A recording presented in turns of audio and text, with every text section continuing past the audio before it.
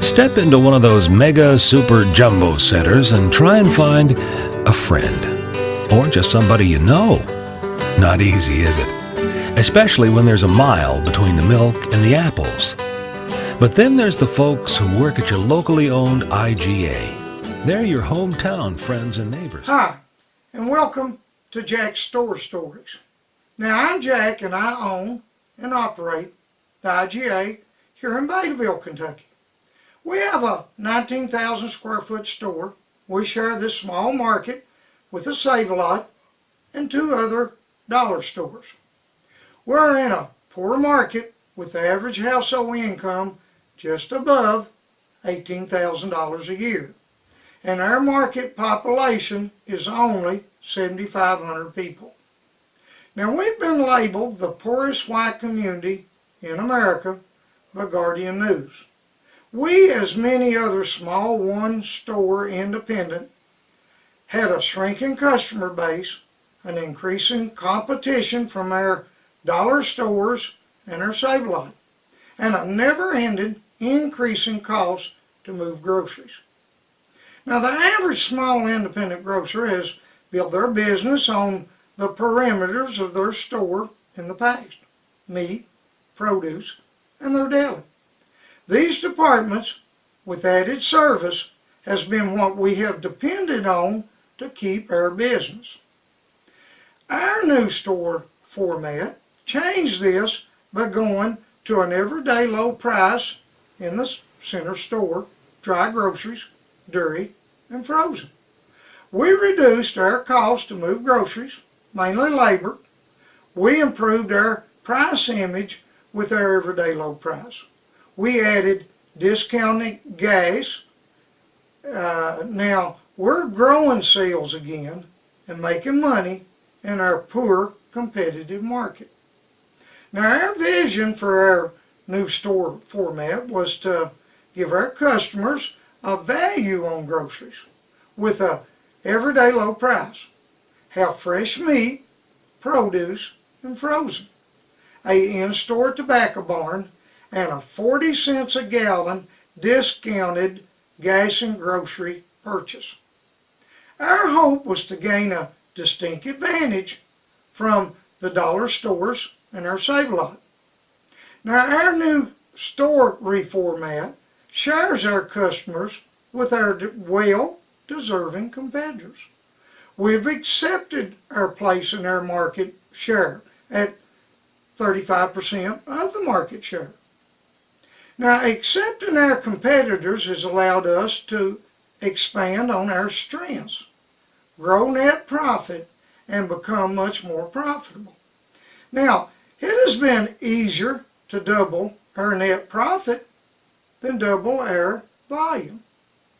The intentions of this video is to show how we here at Jack's IGA changed, how we went to market with a new store format of gas and groceries, how we achieved an acceptable price image, and how we reduced the cost to move groceries by 5%, and how we married our gas and groceries without the cost of a high-end reward card.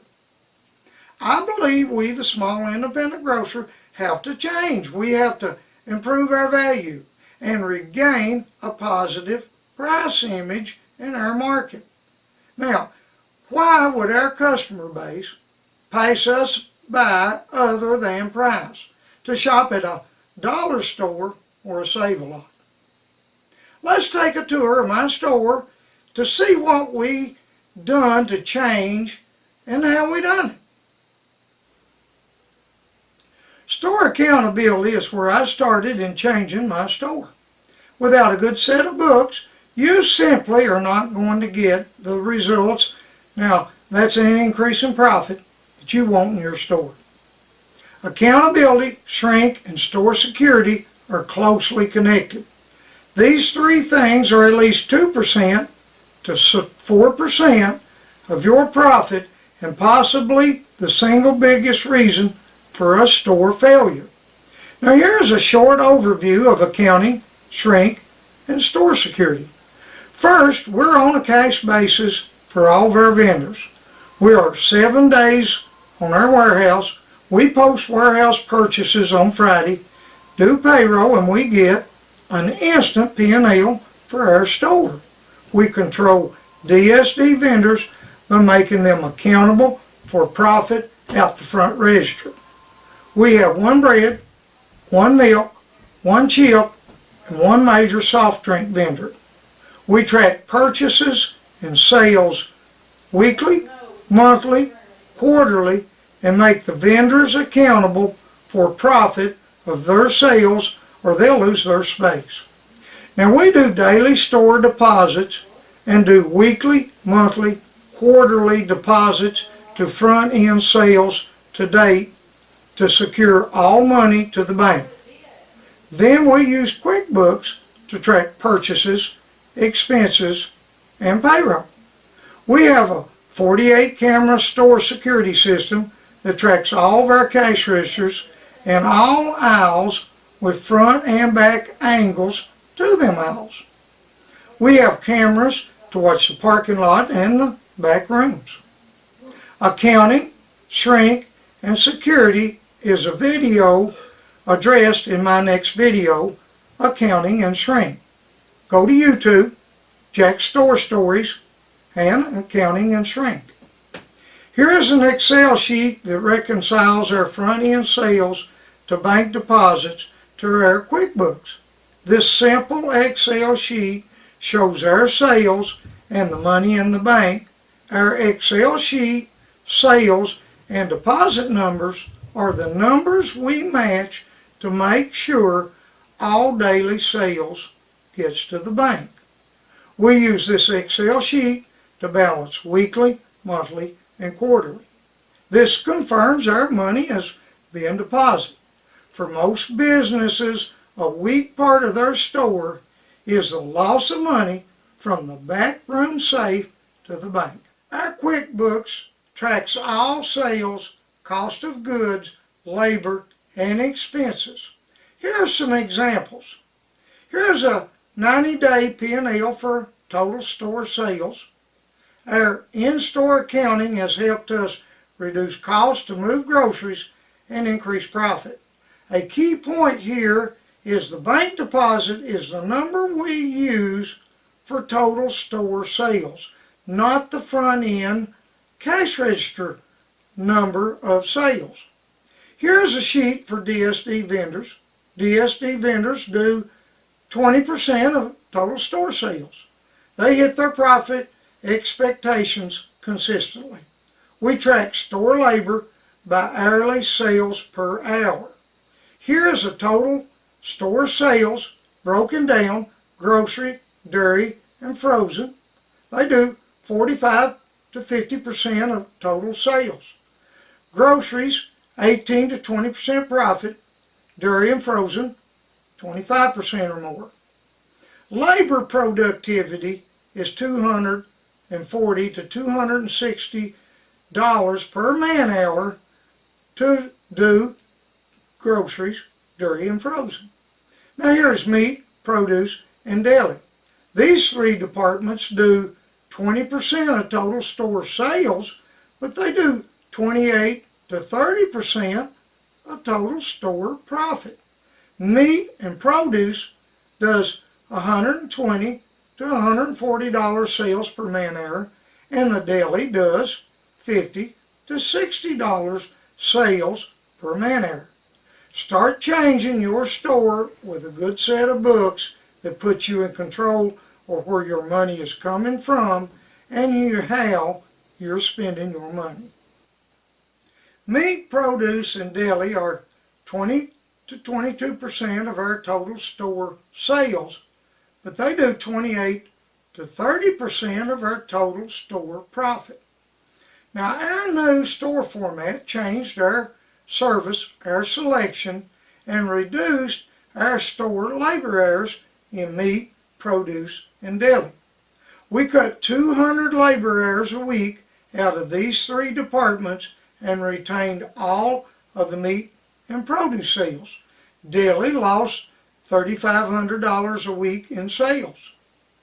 Our old store format had a hot deli. In the past, we had meat and deli coverage 7 days a week, open to close. We cut our hot deli out, changed deli coverage from 9 a.m. to 7 p.m. We cut a produce manager out and reduced the fresh meat selection in our meat department. We close the meat and deli on Sunday. We have no coverage at all on meat and deli on Sunday. We spend about 110 to 120 hours a week for labor hours in meat and produce. Now remember, we cut a produce manager out. We're getting $140 to $160 sales per man hour in these traditionally high labor departments. Here is our meat department. We have a limited basic fresh meat selection. Red meat, pork, and chicken. Our grinds are limited to ground beef and ground chuck. Fresh meat sales are about 40% of our meat sales. Here is our lunch meat case. Our pre-packed lunch meat and frozen meat items are about 60% of our meat sales. We put less labor hours and make more money per package on meat items here. Our customer base has changed their buying pattern to more pre-packed meat. This lunch meat case is with our everyday low price format. Now we buy and stock this case with the ad plan and food show deals. Now example here are the 99-cent bologna and 99-cent hot dogs. Sausage, $1.69, and the 4x6 ham and turkey, $2.99. Our customers don't care the brand of these items. They buy these items by price. Everyday low price is what we have built this lunch meat case sales upon. Now here's our produce department. We have a basic produce set. Our produce sales are only 5% of total store sales. Produce sales are weak in our market. Our rural area simply don't buy a lot of produce at our store. Now here's our deli. We focus on sliced lunch meat, cheese, and salads with birthday cakes pre-made in an in-store birthday cake program. We spend about 70 hours a week in the deli and get about $50 to $60 per man hour in sales. Lunch meat is 50% of our deli sales. Now, the Save-A-Lot and the dollar stores don't have lunch meat. The dollar stores don't have fresh meat, lunch meat, or produce. Our deli gives our store a distinct advantage in this rural market. Now, our meat, produce, and deli was a major part of our reformatting our total store. Our total store reformat focused on reducing the cost to move groceries and becoming credible on the center store prices. The reduction of selection and service in meat and deli saved 200 hours a week in labor. Now, this was a big part in reducing the cost to move groceries. Now, I have 2 points here. One, we reduced selection, we reduced service, and reduced coverage hours for the deli and meat at night and on Sunday. We have retained our sales and in fact have grown sales in 2 of these 3 departments. Now 2, we have grown profit margin 5% in meat and 8% in produce.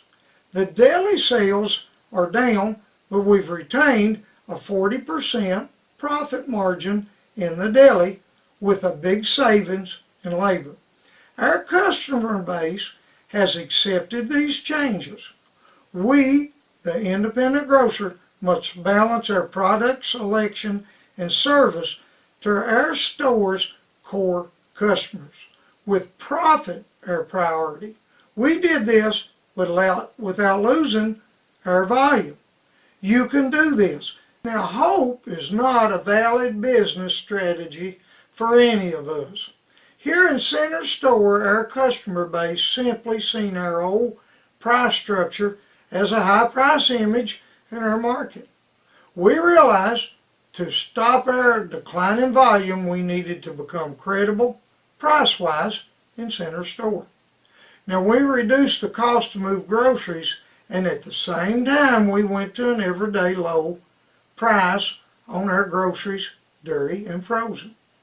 We changed the way we stocked our shelves from a large selection of name brands to pair buys of the ad plan and food show, and a strong private label program. This has improved our price image. We simply buy on deal to deal and pass the savings along in an everyday low price. Now, this Miracle Whip and IGA salad dressing is a food show item and is priced at $3.99 Miracle Whip and $1.98 for the IGA salad dressing at an everyday low price. Now, the Miracle Whip at the $5.29 regular shelf price is simply a high price in the eyes of our customer base. The IGA salad dressing at $1.98 competes with our competitors every day.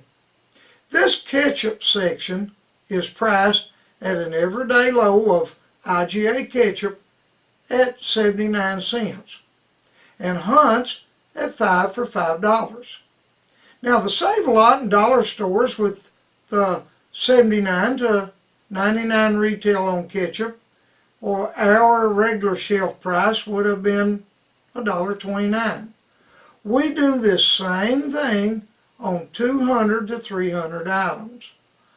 All our end caps have A or B items at an everyday low price. We have 12 to 15 pallet items at an everyday low price. All these are at an average 20% profit, and we merchandise them with an aggressive red tag program. We do our dairy and frozen the same way. Now, here's some examples of our dry grocery everyday low price structure: canned vegetables, coffee, sugar, flour, cereal, vegetable oil, and different papers. I hope you get the idea. We buy deal to deal, stock every category with a name brand or private label item at an acceptable price. We change the end caps and shelves on a regular schedule by buying and stocking with deal to deal ad items. Now, an important point: our everyday low Center Store format, along with our discount gas, has been a slow but vital part of our changing the way we have gone to market in this small rural market. Our new store format at everyday low prices and discount gas is the most positive thing I have seen in my 40 years. We are slowly growing sales, we are gaining a positive price image, and we have a distinct advantage with our gas and grocery program. We found a profitable, manageable, and an accountable way to marry our gas and grocery sales. We give a 40 cents a gallon discount to our customer base and gain a distinct advantage on our main competitors, the dollar stores and our Save-A-Lot. Marrying discount gas to groceries has been our greatest problem in our new store format. Our marketing strategy for our gas and groceries was to cut the cost of gas attendant out. That gives a 10-cent off the price of gas at the pump. Then give a 2-liter of RC Cola to add an extra 10 cents with a $20 gas purchase. No grocery order necessary. We add $2 gas bonus to the customer's receipt if they buy $30 in groceries and $20 in gas on that same receipt. Now, changing the way our market buys gas has been a slow process, but we're growing the gas and grocery program. A 40-cent a gallon discount is a distinct advantage for us in this market. Now we're making a profit on our gas program, and we are less than 0.5% gas discount in relation to total store sales. We did a $2 gas discount on our old register system at no extra cost. We avoided an expensive reward card and front register system by doing the $2 gas credit on our old front end scan system. Now here's our posted rules for our gas program. Gas inside the store, 10-cent discount any amount. Purchase $20 in gas and you get a free 2-liter of RC Cola, which makes another 10 cents a gallon for a total of 20 cents a gallon on the $20 gas purchase inside the store. No grocery order necessary. Now the extra 20 cents a gallon is for the grocery customer that puts $20 gas purchase on a $30 or more grocery order. The register identifies the $30 or more grocery order and the $20 gas on the same receipt, then issues a $2 gas credit on that total receipt. The total gas savings is $4 on a $20 gas purchase inside the store. Our gas program works by using a 3-digit code on the customer's receipt. The customer gets a copy, we post a copy at the gas terminal, and when the customer gets to the pump, they buzz the store service counter. The cashier asks for the 3-digit code and activates this customer's pump for the amount on her receipt. This simple dispersion of the gas has worked well for us. Now this is a new way of selling discount gas and marrying the gas to the groceries. And our customer base has been slow to accept no attendant at the pump. The 2-liter is the extra 10-cent discount, and the extra 20-cent discount on the gas and grocery receipt is new. We opened the gas with no attendant and only had 10 customers the first day. A year later, we're doing about 600 customers a week for the 10 and 20-cent discount inside. The gas and grocery is newer and is only doing about 100 customers a week. It took Kroger years to really make a difference in their business with gas. Our customer base is slowly accepting our innovative discount gas program. I believe this new gas program will grow into an advantage for our store that our dollar stores and Save-A-Lot will never adjust to, recover from, or compete with. Now, I've been in the grocery business for 40 years and I see as much opportunity for the small independent now as ever. We small independents have the location. We're local. We have the support from good warehouses for name brand and private label product with regular promotions. We need to accept our well-deserving competitors of their strengths and successes and concentrate on improving our store formats. We need to focus on reducing the cost to move groceries, become better buyers for our customer base, and improve on our in-store merchandising to show the value of our stores. We need to quit talking about how hard things are and start building on our strengths. Now I have one thought to leave you with, my Roger Bannister story. Now Roger was the man that knew he could break the 4-minute mile. Now breaking the 4-minute mile was an impossibility. The whole world knew this.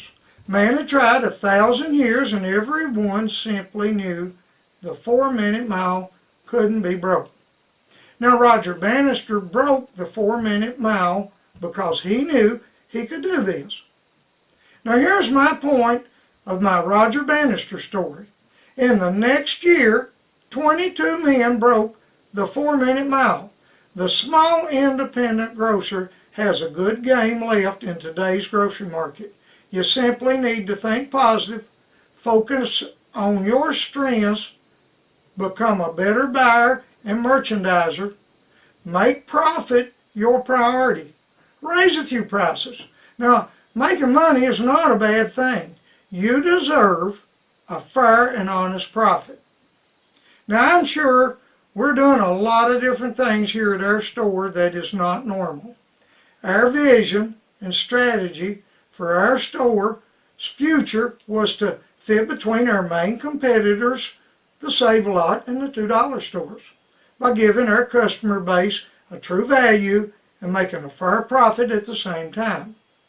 Now, in the process of reformatting our store and marrying this gas and grocery program, we have developed something that could help other small one-store independent grocers. Now, I realize our innovative way of going to market in this small rural trade area is not for everyone. My hope here is that this video will at the least get someone thinking about a way to fit in their market, and quite possibly this new store format could give an independent grocer a store format that could make them a great living and a way to grow wealth for their future. Thank you for watching, and good luck.